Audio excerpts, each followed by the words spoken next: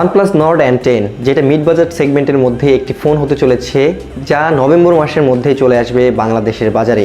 এই ফোনটি সম্পর্কে একদম 100% লিক পেয়েছি, যা থেকে ধারণা নিয়ে আপনাদেরকে জানাবো এই ফোনটার মধ্যে কী কী থাকতে চলেছে এবং এই ফোনটার কেমন প্রাইস ধরেছে এবং কবে নাগাদ বাংলাদেশে আসতেছে।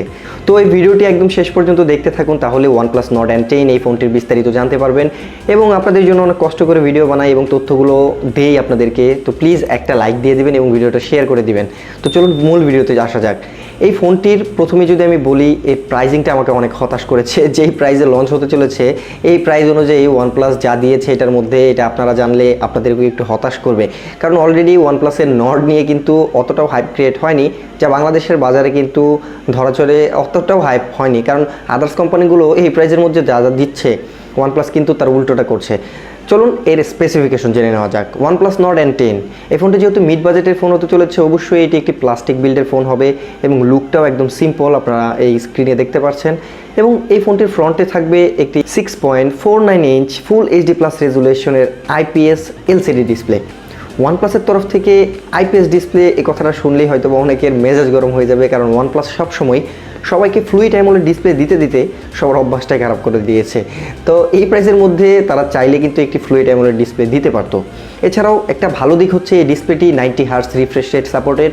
তো এটা IPS হলেও অনেকের কাছে হয়তো বা 90 হার্টজ রিফ্রেশ রেটের কারণে অনেকটা পছন্দ হবে। ফুল এইচডি প্লাস রেজুলেশনের এই ডিসপ্লেটির একদম টপ কর্নারে ছোট্ট করে একটি 5 হোল কাটআউট দেওয়া হয়েছে এবং এর মধ্যে একটি 16 মেগাপিক্সেলের সেলফি শুটার ক্যামেরা দেওয়া হয়েছে। তবে এখানে ডিমান্ড ছিল একটি 32 মেগাপিক্সেলের ক্যামেরার, এবং আদার্স কথা বলতে গেলে যে একটি লিকে ভেসেও এসেছিল যে এই ফোনটির মধ্যে একটি 32 মেগাপিক্সেলের সেলফি শুটার ক্যামেরা থাকবে। তবে এটা কনফার্ম হয়ে গেছে, এখানে কোনো 32 মেগাপিক্সেলের সেলফি ক্যামেরা থাকবে না, থাকতে চলেছে একটি 16 মেগাপিক্সেলের সেলফি শুটার ক্যামেরা। এছাড়াও যদি এই ফোনটির পেছনের ক্যামেরা নিয়ে কথা বলি, এই ফোনটির পেছনে থাকতে চলেছে 4টি ক্যামেরা। মেন ক্যামেরাটি 64 মেগাপিক্সেলের, একটি 8 মেগাপিক্সেলের আলট্রা ওয়াইড অ্যাঙ্গেল লেন্স, 5 মেগাপিক্সেলের ম্যাক্রো এবং 2 মেগাপিক্সেলের ডেপথ সেন্সর। এছাড়াও এই পেছনে কিন্তু ক্যামেরার পাশেই পেয়ে যাবেন একটি ফিজিক্যাল ফিঙ্গারপ্রিন্ট সেন্সর, যা একটু পুরনো মডেল। তো আমার কাছে পার্সোনালি আন্ডার ডিসপ্লে ফিঙ্গারপ্রিন্ট এর পরে যদি আমি বলি, এর পেছনের যেই ফিজিক্যাল ফিঙ্গারপ্রিন্ট সেন্সরগুলো থাকে এটা আমার কাছে পার্সোনালি ভালো লাগে বর্তমানের সাইড মাউন্টেড ফিঙ্গারপ্রিন্ট স্ক্যানারের চাইতে, কারণ সাইড মাউন্টেড ফিঙ্গারপ্রিন্ট স্ক্যানারের চাইতে কিন্তু পেছনে থাকা ফিঙ্গারপ্রিন্ট স্ক্যানারটি রিচ করতে একটু সুবিধা হয়। তো এটা যার যার ব্যক্তিগত চয়েস, আমার কাছে ভালো লাগে তাই আমি আপনাদেরকে বললাম।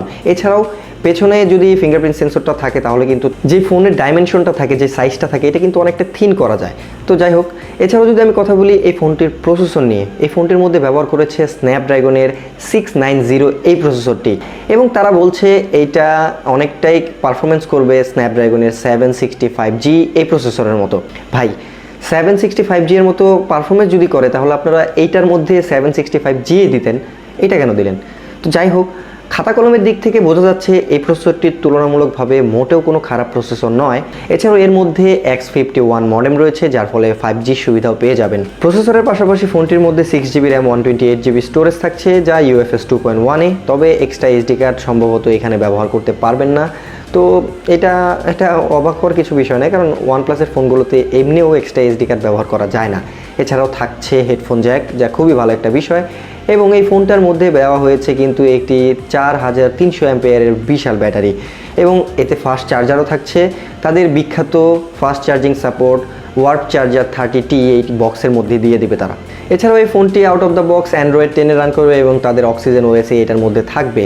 এবং আদার যদি আমি কথা বলি, এই ফোনটার মধ্যে তারা সব ধরনের সেন্সরি ব্যবহার করেছে এবং মিড বাজেটের মধ্যে এটা কিন্তু একটি ভালো প্যাকেজ হতে চলেছে। তবে যদি এটার মধ্যে স্ন্যাপড্রাগনের 765G ব্যবহার করতো তাহলে দেখা যেত যে এটার যে প্রাইসটা OnePlus Nord-এর চেয়ে একটু কম, তাহলে অনেকটা অ্যাকসেপ্টেবল হতো। তো এইবার যদি কথা বলি এই ফোনটির লঞ্চ ডেট এবং এর প্রাইজিং নিয়ে, এটার লঞ্চ ডেট একদম 100% কনফার্ম হয়নি, তবে তারা বলছে নভেম্বর মাসের মধ্যেই তারা লঞ্চ করবে। তো এটা ধরে নিন নভেম্বর মাসের মধ্যেই বাংলাদেশ এবং ইন্ডিয়াতে চলে আসবে। তবে এর প্রাইসটা এটা তারা ধরেছে প্রায় 350 ইউরো, যা বাংলাদেশে আসলে 30,000 টাকার আশেপাশেই থাকবে, যা এই প্রাইসের মধ্যে বাংলাদেশের জন্য কিন্তু অনেকটাই একটি হতাশার বিষয়। কারণ ওয়ানপ্লাসের এই ফোনটা যদি 24-25 হাজার টাকার মধ্যে পাওয়া যেত তাহলে দেখা যেত যে আদার্স যে কোম্পানিগুলো ফোনগুলো লঞ্চ করছে তো ওইটার সাথে টক্কর দেওয়ার মতো কিন্তু একটা ফোন হতো, বা ওয়ানপ্লাস নর্ডের চাইতে যে হাইপটা ক্রিয়েট হয়নি ওই হাইপটা কিন্তু এখানে ক্রিয়েট হতো। তো যাই হোক, ওয়ানপ্লাসের কাছ থেকে গ্রাহকরা কিন্তু অনেকটাই আশা করে, এখানে ওয়ানপ্লাস হতাশ করবে না আমি আশা করছি।